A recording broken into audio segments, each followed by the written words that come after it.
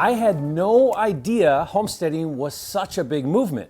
That is until I bought my first homestead.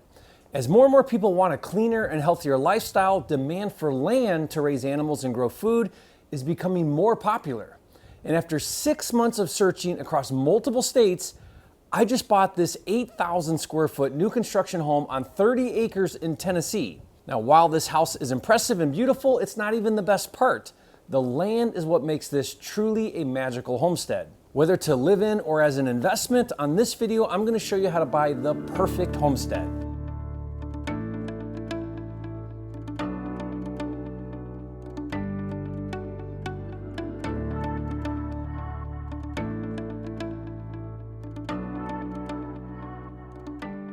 For the past 4 years, I've lived in Puerto Rico with my wife and 10 kids. Living on the ocean in the Caribbean has been amazing, but sadly, that adventure has come to an end, and we're moving back to the mainland. Now, if you'd like me to do a video about how I've made millions of dollars just for living in Puerto Rico, leave a comment and let me know. When we decided it was time to move back to the mainland, we had a big decision to make: where to live. With my businesses all being virtual, I'm fortunate to live anywhere in the world I want. Now, you have no idea how stressful that is.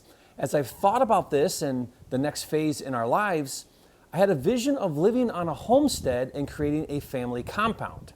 Now, at first, I didn't know how big of a movement homesteading is. Now, the idea behind homesteading, or at least my vision for my family homestead, is threefold.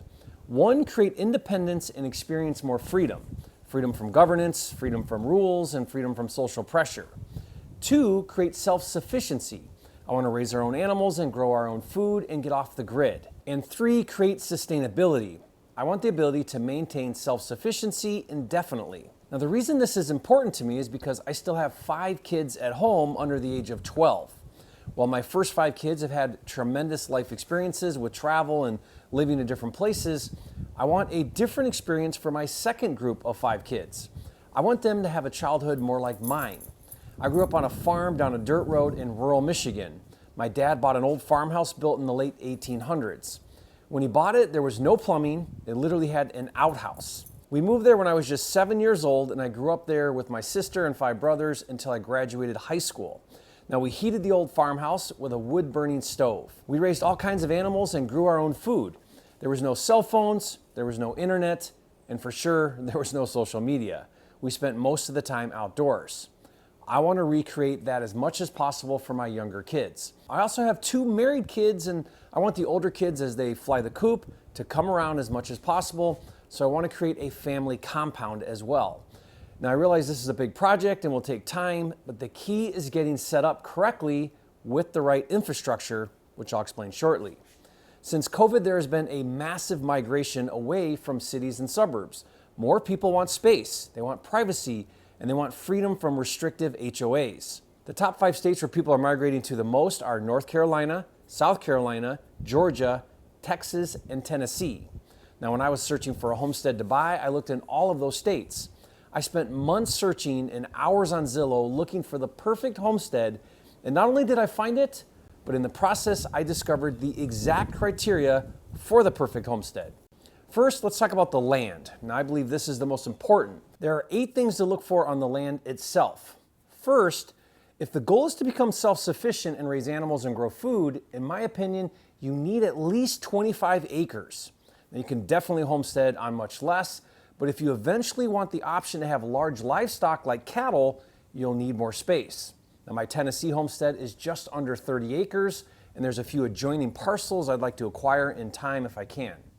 Number 2, the land needs to be private. It can't be visible from the main road or too close to neighbors. You want to be able to do your own thing and people leave you alone. With my Tennessee property, there are neighbors nearby, and I wish I was a little more hidden, but for the most part, I'm pretty secluded. Number 3, the land needs to have unrestricted use. You want the ability to use your land however you see fit. I have a friend who bought a 20-acre homestead, but 15 acres are in a conservation easement, so only 5 of his 20 acres are usable. Now, my Tennessee homestead is unrestricted. If I want to put up a barn, I can put up a barn. If I want to get 10 cows, I can get 10 cows. I can do anything I want on my land.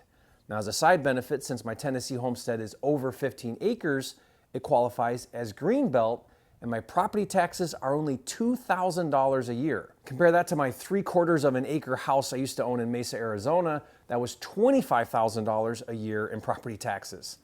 Okay, number 4, the land needs to be usable and ideally have a mixture of open space for pastures or paddocks, as well as woods or trees.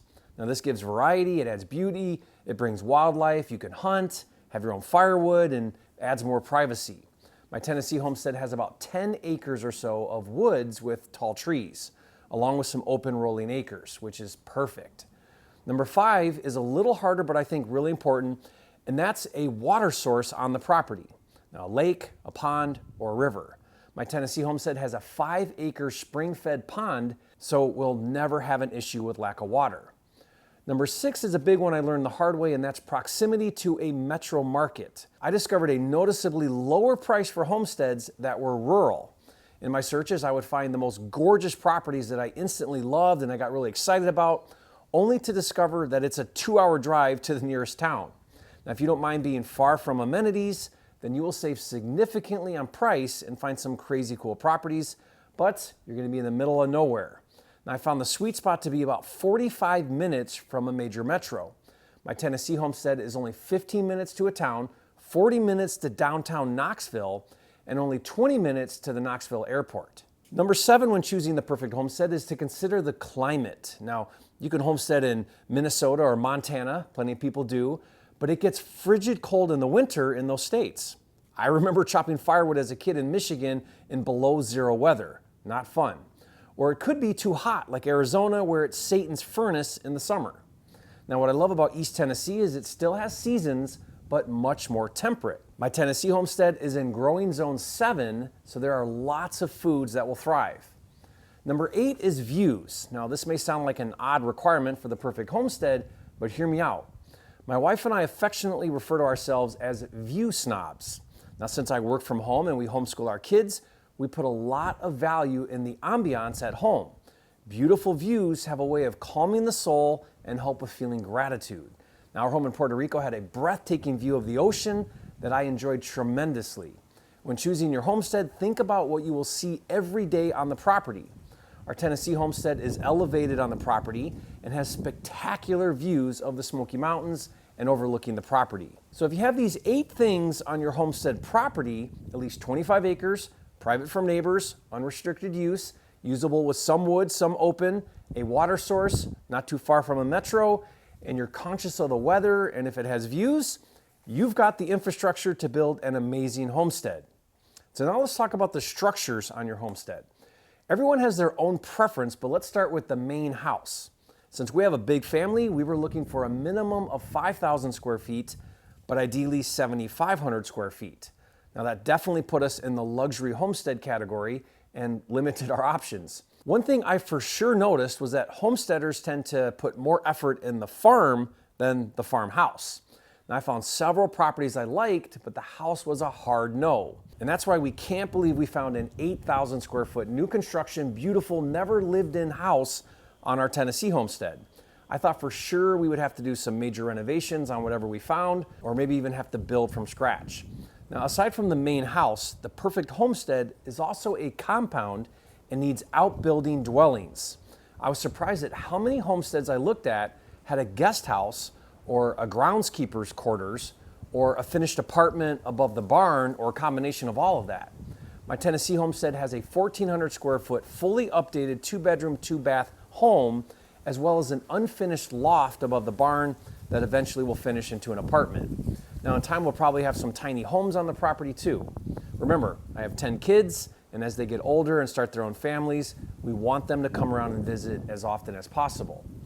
Now let's talk about barns. Now in my opinion, the perfect homestead has at least 3 different barns for different uses. An animal barn, an equipment barn, and an event barn for group gatherings, weddings, family reunions, and so on. My Tennessee homestead has an equipment barn, and it has a turnkey pavilion complete with a brand new chef's kitchen, a serving window, stage, projector screen, and a 1,400 square foot covered outdoor dining space. We will definitely put that to use in my real estate education business. Now we are missing an animal barn, so we'll need to build that. Finally, the last thing to include on the perfect homestead is fencing. Not only is fencing necessary for containing animals and to define the use of different spaces, but aesthetically, a homestead is just incomplete without really nice fences. We don't have any fences on my Tennessee homestead, so we'll be very thoughtful and intentional about how and where we put our fences.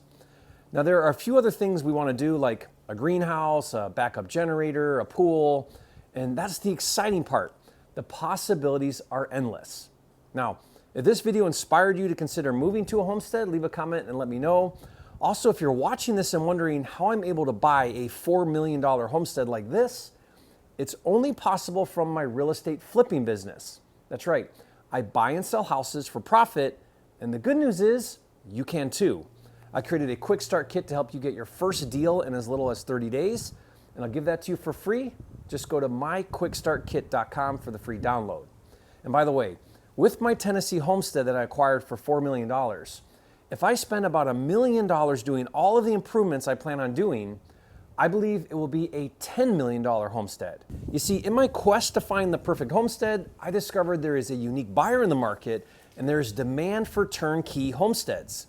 And not just luxury like my Tennessee homestead. I think there is a turnkey homestead buyer at all levels, which means you could flip homesteads for profit. Follow the criteria outlined in this video, add the improvements to the property, maybe renovate the house or add barns or fencing, and flip it for big profits. That's a new strategy I for sure am excited about implementing, and I'll see you on the next video. That's the main house. This is the guest house. It's called the cottage. And that's the pavilion.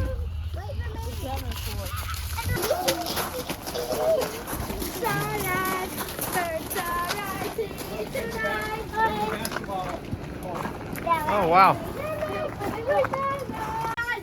Grace, come with us. There's a bathroom. Yeah, look. Why is it These have leaking? Dad's bathroom. leaking. No, they did on purpose. Bathroom, bathroom, What? Why is there tons of toilets? shower, Oh. shower. What? Dang, that's nice. When you have guests and do an event. Okay, shut those. Oh, look at This this. is the pavilion. Oh, nice. And it's got a stage. So you can do events and stuff here. These open up. You have a screen and a projector. Whoa.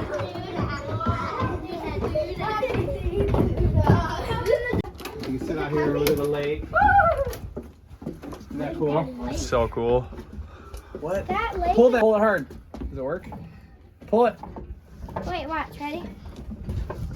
I don't think it's working. Let me try.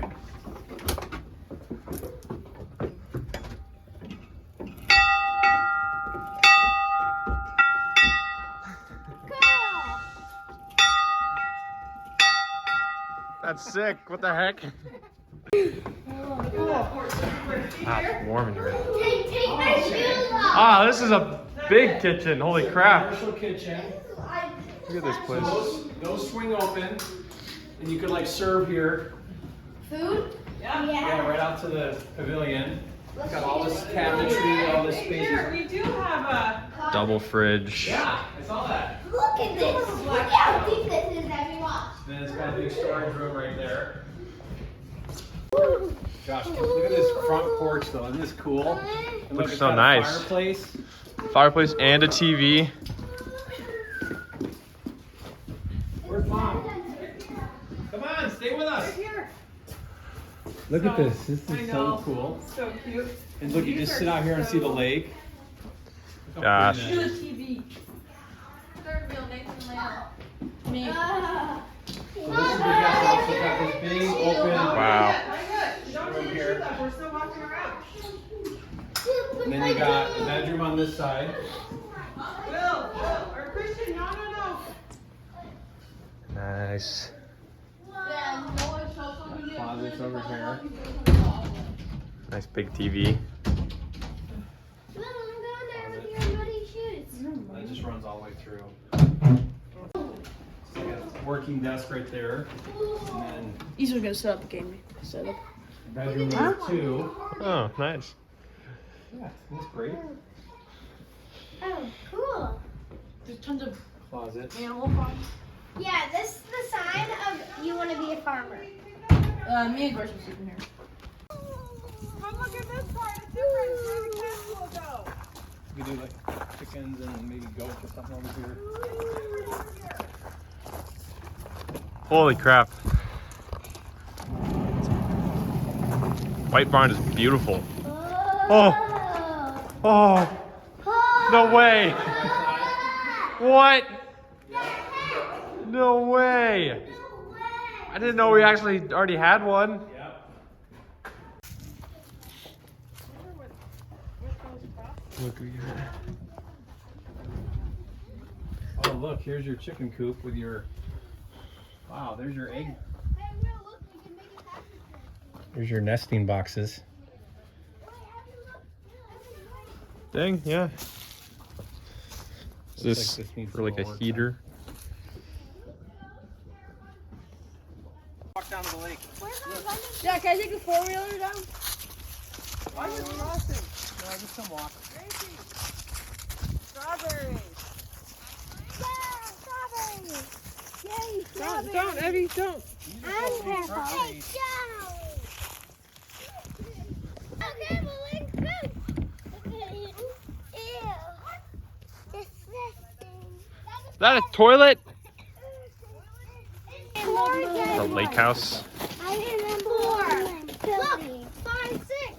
What? What do you think, Grace? 7. Do school out here. Whoa, there's like bird nests in here. Oh, they're bird nests. Whoa, the water's so blue. Whoa, look at all the fish and stuff they left. Oh, sweet. Yeah, there's poop. Hey, Abby, what's Free fishing poles.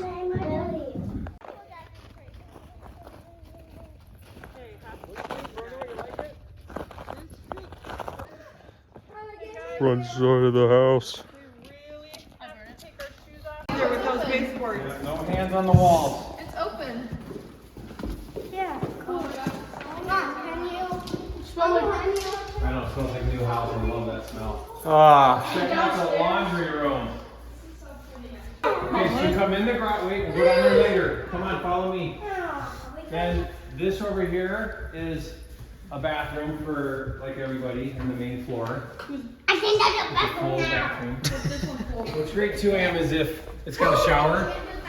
This is the office, but we're probably gonna make this the guest bedroom.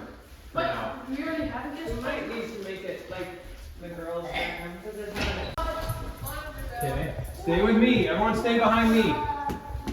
Okay, this is the main area. Come on. Whoa! This is the, they call this the, Where's the fridge? where's the switch for it? Right there. Good job, Where's Robbie. the fridge? Like a This pantry? is your butler's kitchen, So or like a pantry. Yeah, so you come in here, there's a fridge that's in the barn we have to put in here, but you can come in here and prepare things. Come on. Oh, is that a double-sided door? Bruno.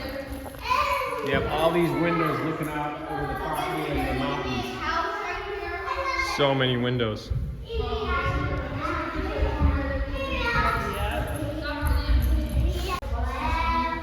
We got this room. Holy crap, it's bathroom. This is the master double room. And they got the master. I'm so stealing your bathroom. Ooh. That's nice.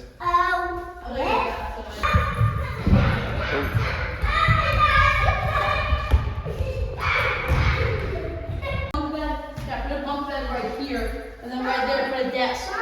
These are tons of chargers. I wonder what they were thinking, because look, they put wall sconce. Put a desk right here would be so perfect. I know, this is where I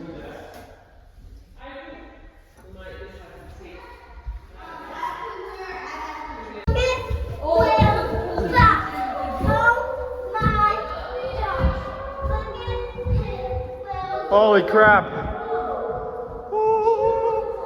This huge. So, it's plumb for a kitchen.